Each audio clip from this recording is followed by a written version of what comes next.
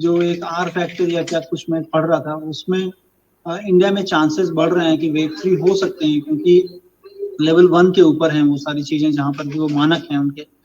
और तो वो एक कह लें कि एक बेस शायद प्रोवाइड कर दे कि वेव 3 यहाँ पर आ जाए, तो वो मार्केट शायद सहमा हुआ है और वैसी जगह पे बैट करना चाह रहा है मार्केट, जहां पर कि करेंटली, जहां पर कि ये चीजें जो हैं कम हैं, ईज हैं। जैसे कि मैंने आईटी सेक्टर की बात की, और आईटी सेक्टर में अगर देखेंगे तो बहुत अच्छा काम किया इन्होंने, काफी अच्छा कैश काउ है।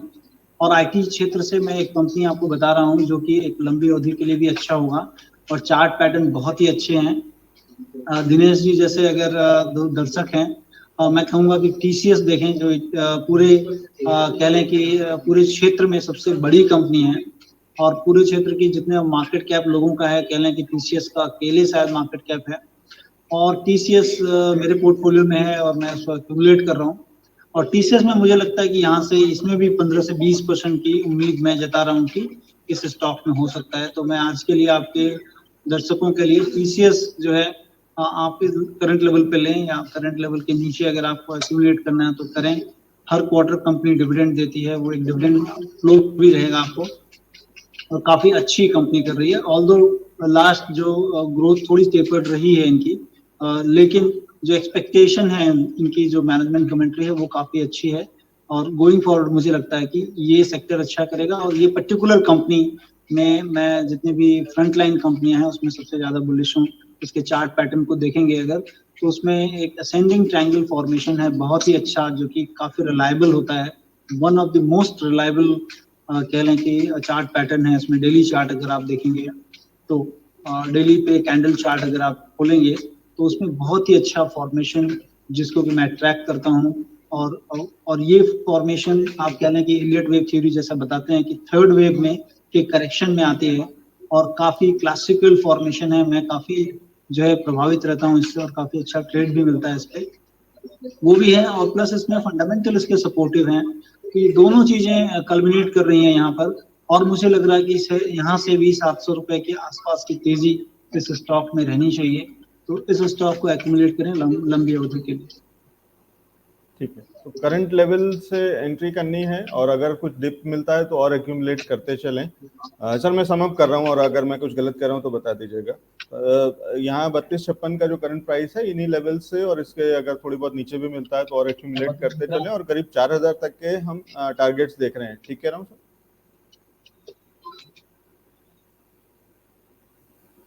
पहला मिनिमम अचीवेबल टारगेट बता रहा हूँ। और चूंकि जब भी कह लें कि अगर वेव अनफोल्ड होती है as per related wave theory, तो काफी ऊंचे टारगेट मिलते हैं, लेकिन मिनिमम अचीवेबल टारगेट मैं ये सोच रहा हूँ कि इतना होना चाहिए इसमें। एटलीस्ट जो है गोइंग फॉरवर्ड कम से कम 1.5-2 महीने के अंदर ये टारगेट आपको दिखनी चाहिए। जी ठीक है, बहुत अच्छा। तो आज आपने एक स्टॉक जो हमें ऐड कराया है वो आईटी सेक्टर से टीसीएस ऐड कराया है। और आईटी सेक्टर में सर एक बस इसी पे एक और ऐड कर लेना चाहता हूँ सवाल, कि क्यों इतना हम जोर दे रहे हैं? क्योंकि पिछले कुछ दिनों से, कल या परसों से मैं देख रहा हूँ, इन्फोसिस कल काफी सारे एक्सपर्ट्स ने दिया था, मतलब इसी हफ्ते की बात कर रहा हूँ, कल और आज में। ऐसा क्या हो रहा है आईटी सेक्टर में, और क्यों इन्फोसिस और टीसीएस पे हमें ध्यान देना चाहिए? देखिए, आईटी सेक्टर कह लें कि जैसा कि हम जानते हैं कि अभी हम एटलीस्ट इंडिया की हम अगर बात कर लें तो हमारे यहाँ मैक्सिमम जो न्यू एज जनरेशन के लोग हैं, 29 साल 30 साल तक की उम्र है लोगों की ज्यादा, मैक्सिमम लोग टेक सेवी हैं, और वो उसमें टेक्नोलॉजिकल प्लेटफॉर्म यूज करते हैं। और पूरी दुनिया की अगर बात की जाए, क्योंकि रेवेन्यू इनका पूरी दुनिया से ज्यादा आता है, और चूंकि लोग क्या बोलते हैं, कोविड के कारण घरों घरों में हैं, तो टेक्नोलॉजी प्लेटफॉर्म को बहुत ज्यादा यूज किया जा रहा है, ताकि जो है ह्यूमन इंटरवेंशन कम हो सके और इन सारी चीजों को लाया जा सके। और टेक्नोलॉजिकल या डिजिटल, हर चीज में डिजिटल आ रहा है, और आपके ईज ऑफ डूइंग बिजनेस कह लें, और लार्जर रीच के लिए अगर आपको काम करना है तो आईटी के पास जाना ही पड़ेगा। और ये सारी कंपनियां उस चीजों में अपने क्लाइंट को हेल्प करती हैं। तो मुझे लग रहा है कि ये सब चीजें आप जब तक घरों में हैं तब तक, या फिर जैसे भी टेक्नोलॉजिकल जो रेवोल्यूशन है पूरी दुनिया में, हर चीजों में हम अगर, इवन अगर आप खेल की बात कर लें, अभी ओलंपिक्स चल रहे हैं, खेलों में भी बहुत ज्यादा टेक्नोलॉजिकल प्लेटफॉर्म के यूज किए जा रहे हैं अपने खिलाड़ियों को कहने की वर्ल्ड लेवल तक ले जाने के लिए। वो टेक्नोलॉजी ही है, उनका प्लेटफॉर्म ही है जो कि उनको हर चीजें बताता है, हर चीजें रिकॉर्ड रखता है और उस चीजों की इफिशियंसी लेवल को बढ़ाता है आपके। तो मुझे इसीलिए लगता है कि अभी भी बहुत कहें कि हेड स्पेस बाकी है इन सारी कंपनियों में बढ़ने के लिए। और इन्फोसिस में तो बाईबैक भी चल रहा है कि उनके मैनेजमेंट कंपनी जो है मार्केट के थ्रू बाईबैक कर रही है, तो वो एक सपोर्ट है उनको कि वो प्राइसेस शायद कम गिरे, उसके कारण वहां पे हो रही है। और विप्रो की बात कर लें तो अच्छा मैनेजमेंट चेंज और आगे आने वाले दिनों में डिजिटल कन्वर्जन, बहुत सारी चीजें हैं जो कि अब लीड ले रही है वो कंपनी। और टीसीएस जैसा मैंने बताया कि बहुत बड़ी कंपनी है, पूरे इंडिया में सबसे बड़ी कंपनी है और इस कंपनी में बहुत स्कोप हो सकते हैं गोइंग फॉरवर्ड। जी ठीक है। संतोष जी, फिर आज आप टीसीएस ऐड करा रहे हैं, इसके अलावा कोई और स्टॉक है जो हमें अभी देखना चाहिए? देखिए और तो मेरे पास 2-3 शेयर्स हैं। मैं चाहता हूं कि उसमें एक शेयर दूं आपको, जेट एक अ,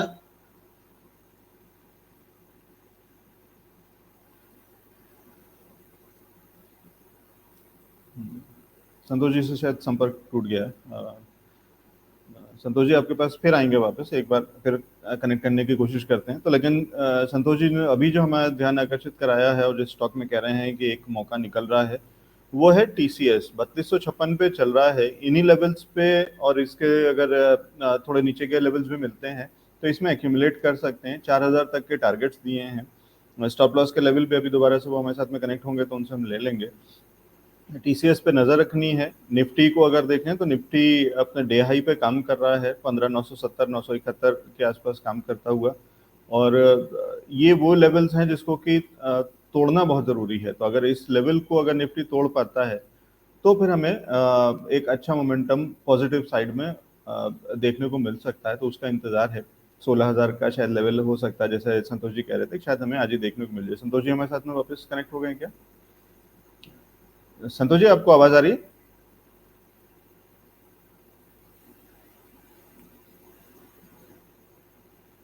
संतोष जी आपकी आवाज नहीं आ रही है हम तक।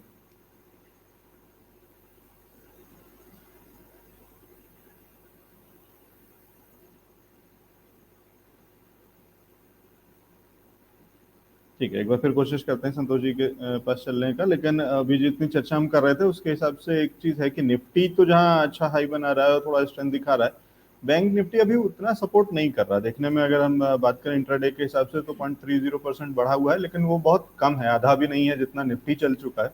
और उस हिसाब से एक समस्या का विषय है। संतोष जी, उम्मीद करता हूँ आप तक आवाज पहुंच रही होगी और आपकी आवाज भी हम तक आ जाएगी। हाँ जी, हाँ जी, हाँ जी। ठीक है। हाँ जी, संतोष सर, बस एक वो टीसीएस पे स्टॉप लॉस के भी लेवल्स दे दीजिए। देखिए अब देखिए अगर आप यहाँ पे ले रहे हो तो आपको जैसे कि तकरीबन जो है 100 रुपए नीचे के टारगेट स्टॉप लॉस होंगे और 100 रुपए नीचे तक आपको इसको एक्यूमुलेट करना है। और 100 रुपए के नीचे मतलब 100 रुपए आपका बेट लगेगा और आपको 700 रुपए के करीब की कमाई होगी। 1:7 जो है रिस्क रिवॉर्ड रेशियो है आपके। और दूसरा जो स्टॉक मैं बता रहा था वो JTEKT इंडिया है, जिसमें कि 127 रुपए के करीब दाम है। JTEKT इंडिया, JTEKT इंडिया ये जी। हाँ ये कंपनी ऑटोमोटिव सेक्टर में है और इसमें ऑटोमोटिव आज प्राइस काफी बढ़े हुए हैं। जी। तो और इसमें मोमेंटम अच्छा है, ब्रेकआउट आज हो रहा है, इसमें वॉल्यूम काफी अच्छा एक्सपेंड हुआ है। मुझे लग रहा है कि इसमें जो जो एटलीस्ट मिनिमम टारगेट यहाँ से 20 रुपए ऊपर के होंगे, करीब 150 के आसपास के होंगे। और आपको स्टॉप लॉस जो इसमें मेंटेन करना है वो तकरीबन 122-23 रुपए के आसपास का होगा। तो ये भी लग रहा है कि रिस्क रिवॉर्ड के लिहाज से एक अच्छा शेयर हो सकता है। ठीक है सर, JTEKT इंडिया अगर आप इन्हीं लेवल्स पे एंट्री करना है या थोड़ा रुक करके करना है, क्योंकि ये काफी बढ़ा नहीं, हुआ है। मैं इन्हीं लेवल पे, ये मोमेंटम वाले शेयर्स को आपको तो संग लेना चाहिए क्योंकि वहाँ पे काफी बढ़त रहती है। ठीक है। आपको इन्हीं लेवल पे मुझे लगता है कि एंटर करें, थोड़ा बचा के रखें, क्वांटिटी की नीचे लें। और स्टॉप लॉस 22-23 के पास। देखिए बात करते करते 2 रुपए बढ़ चुका जी, ऑलरेडी। वही वही मैं कह रहा हूँ कि 10% से ऊपर बढ़ के काम कर रहा है ये ऑलरेडी। तो ये एक दिक्कत है, लेकिन ठीक है। संतोष जी ये कह रहे हैं कि क्योंकि मोमेंटम है तो यहाँ पे भी कर सकते हैं। एक तरीका ये हो सकता है कि पूरी क्वांटिटी अभी ना लेकर के आप 70-80% क्वांटिटी ले लें, और अगर कुछ नीचे फिर से मिलता है तो थोड़ा और ऐड कर सकते हैं। ठीक कह रहा हूँ सर, ये कर सकते हैं? हाँ ठीक ठीक बोल रहे हैं। ठीक है, ठीक है। तो ये 2 शेयर्स आपने दिए हैं हमको, JTKT इंडिया और TCS। सर मैं सवाल ले लूं दर्शक? हाँ जी, हाँ जी। ठीक है, बहुत सारे दर्शक हमारे साथ में जुड़े हैं। विश्वजीत दास जी तो हैं ही, दिनेश शर्मा जी आपका सवाल अभी ले लेता हूँ, शिवा जी आपका भी सवाल ले लेता हूँ। तो अभी सबके सवाल ले लेंगे। दर्शन शाह जी हमारे साथ में जुड़ गए हैं, कुछ समय बाद आए हैं, तो उनका भी स्वागत है। और ठीक है, और राहुल जी भी हमारे साथ में, ठीक है, तो उनका भी सवाल लेते हैं। सर एक बार शुरुआत से ले लेता हूँ, कोई भी सवाल रहना नहीं चाहिए आज, फिलहाल हम कोशिश करते हैं कि सबके सवाल ले लें। पहले शिवा जी का एक, सर शिवा राम कुमार जी का एक सवाल है, जो कि एक सेक्टर को डिस्कस करना चाह रहे हैं शायद, कि ऑयल स्टॉक्स में से लॉन्ग टर्म व्यू के लिए के हिसाब से कौन सा स्टॉक लिया जा सकता है, क्या स्ट्रेटेजी होनी चाहिए? देखिए, ऑयल सेक्टर एज सच जो है, अगर देखेंगे तो इसमें कुछ एक्टिविटी डेफिनेटली यहाँ पर चल रही हैं, लेकिन आप देखिए बड़ी कंपनी जो रिलायंस है, वो जो हाइड्रोकार्बन से धीरे धीरे फोकस अपना ग्रीन एनर्जी की तरफ रख रही है। तो मुझे लग रहा है कि आपको तो फोकस पूरी दुनिया में अगर देखें, और जो कमिटमेंट यूएनओ में है लोगों के, पूरी कंट्रीज के, तो वहाँ पर उनको ग्रीन एनर्जी की तरफ कन्वर्जन करना है, और नेक्स्ट जितने भी कैपेसिटीज आ रही हैं वो ग्रीन एनर्जी की तरफ आ रही हैं। चाइना की बात कर लें, केमिकल और स्टील सेक्टर पे आप देखें काफी कर्व किया उन्होंने, ताकि कार्बन एमिशन कम हो। तो मुझे लगता है कि आपको ग्रीन एनर्जी की तरफ ज्यादा ध्यान रखना चाहिए। ऑयल एंड गैस सेक्टर में थोड़ा सा आप कम रखें ध्यान। और मुझे बहुत ज्यादा इसमें केवल और केवल अभी 2 दिनों से एक्सप्लोरेशन कंपनियां चल रही हैं। चूंकि आपका हमारा शो नहीं था, हम लोगों ने हिंद ऑयल एक्सप्लोरेशन अभी लिया था, और उसमें कल 20% की सर्किट थी, और आज भी बढ़ा हुआ था 6-7%। थोड़ा प्रॉफिट बुक भी किया हमने इसमें। और एक्सप्लोरेशन में, क्योंकि हिंद ऑयल एक्सप्लोरेशन में आप देखेंगे कि लास्ट के 2 सालों में कंपनी ने इसमें कैपेक्स किया था, और वो कैपेक्स की जो कैपेसिटी है वो आने वाली है। तो एक्सप्लोरेशन कंपनियां थोड़ा लाइमलाइट में हैं, और उसमें सेलन एक्सप्लोरेशन है, अल्फाजियो है, ये कंपनियां भी लग रही हैं कि इसमें एक शॉर्ट टर्म मोमेंटम इसमें क्रिएट होना चालू हुआ है। तो ऑयल में मुझे लग रहा है कि एक्सप्लोरेशन कंपनियों की तरफ ध्यान दें, और सेलन में भी एक मूव हो सकता है, चूंकि हमने तो हिंद ऑयल में लिया था एक्सपोजर, और अब थोड़ा सा प्रॉफिट बुक किया है। सेलन अभी देख सकते हैं बहुत ज्यादा नहीं चला है, सेलन और अल्फाजियो बोल के इस तरफ एक्सप्लोरेशन कंपनी में थोड़ा, क्योंकि इंडिया में जो आज ही मैं एक रिपोर्ट पढ़ रहा था जिसमें कि टोटल और शेवरॉन जो कि दुनिया की सबसे बड़ी कंपनी है, ओएनजीसी के साथ बातचीत के अगले दौर में है ये कि वो किस तरह से इंडिया के जो हाइड्रोकार्बन हैं वहां पर फोकस करके कुछ एक्सट्रैक्ट किया जाए, और ये सारी कंपनियां उसी चीजें में हैं। तो अगर वो बड़ी बड़ी कंपनियां यहाँ आती हैं तो इन कंपनियों का काम बढ़ सकता है। तो उस लिहाज से थोड़ा देखें इस सेक्टर को, एक्सप्लोरेशन में केवल और केवल एक्सप्लोरेशन की तरफ ही थोड़ा मोमेंटम दिख रहा है। तो मैं कहूँगा कि ये 3 कंपनियां आप ध्यान रखें, हिंदुस्तान ऑयल एक्सप्लोरेशन, घटे तो आप ले, या फिर सेलन या अल्फाजियो, ये 3 कंपनियां मुझे ध्यान में आती हैं। ठीक है, अच्छा इसी में सवाल में, फिर इसी डिस्कशन में क्योंकि रेलिवेंट है तो ऐड कर लेता हूँ। दिनेश शर्मा जी का जो एक सवाल है, क्लीन साइंस में ही बात कर रहे हैं, तो उसमें क्या व्यू है, और उसमें लॉन्ग टर्म के लिए क्या लिया जा सकता है 3 से 6 महीने के लिए? क्लीन साइंस, तो क्लीन साइंस भी क्या, क्लीन एनर्जी, क्लीन साइंस अभी हाल ही की लिस्टिंग थी शायद ये।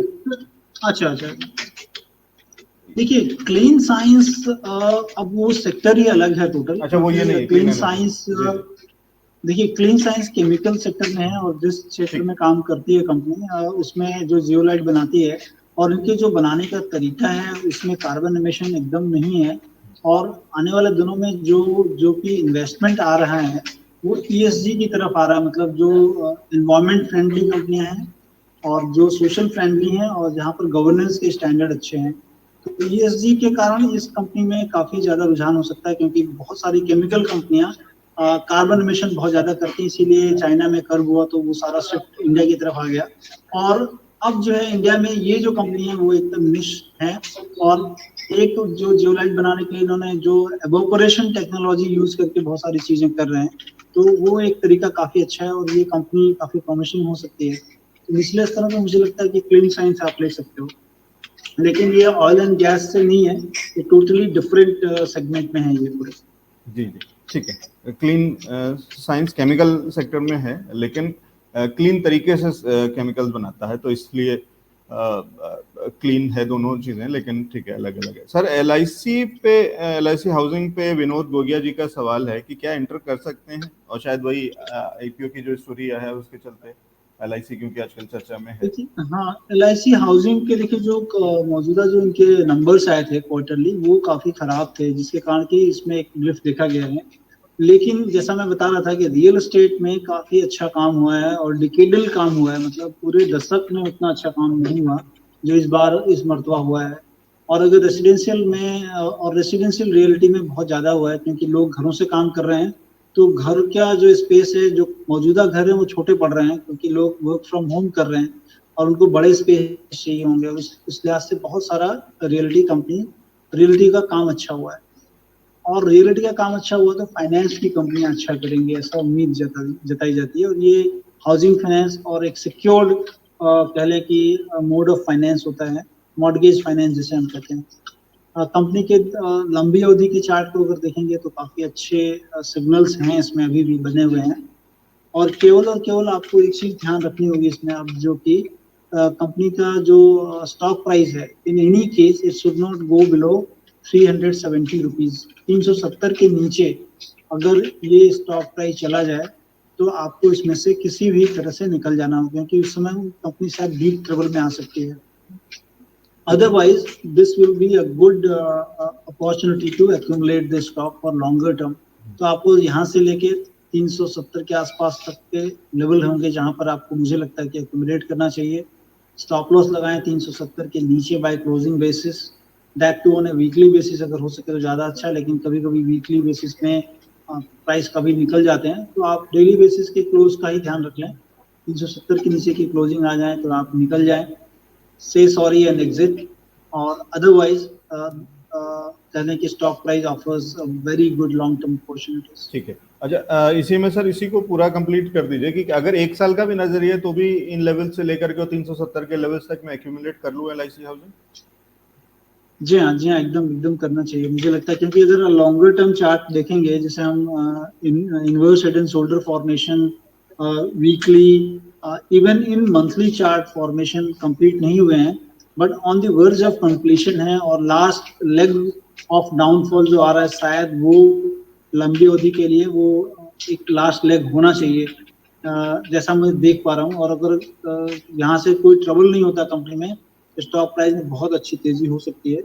तो 370 का ही ध्यान रखें कि उसके नीचे अगर जाए तो निकल जाए। अदरवाइज जो तेजी होगी, मुझे लगता है अलग जी, इसमें जो तेजी होगी बहुत ही अच्छी तेजी होगी, और वो तेजी कि मैं स्टॉक को थोड़ा सा कम फॉलो करता हूं, बट आपके दर्शक ने बोला है तो मुझे लग रहा है कि काफी अच्छा प्रॉमिसिंग दिख रहा है, मुझे ये फॉलो करना पड़ेगा। थैंक्स टू योर जो व्यूअर जिन्होंने बताया है मुझे। और मुझे लगता है कि इसमें जो तेजी होगी वो तकरीबन आप समझो कि 600-550 और 350, तो करीब करीब यहाँ से 450 रुपए की तेजी इस स्टॉक में लंबी अवधि के लिए, मतलब साल भर के ऊपर का नजरिया आपको रखना पड़ेगा। लेकिन आपको स्टॉप लॉस बहुत ही कम के हैं, मतलब यहाँ से 30 रुपए समझ लीजिए स्टॉप लॉस होंगे, 30-35 रुपए के, और तेजी आपको मिलेगी उससे 10 टाइम्स ज्यादा की। ठीक है, तो बड़ा रिवॉर्ड कम risk LIC housing Vinod Gogia ji ने पूछा और संतोष जी ने उसमें मुहर लगाई, और इसको हम आगे भी ट्रैक करेंगे। बहुत शुक्रिया संतोष सर हमारे साथ में जुड़ने के लिए, दर्शकों के सवालों के जवाब देने के लिए और अपने शेयर भी हमारे साथ में साझा करने के लिए। Thank you so much sir. Thank you.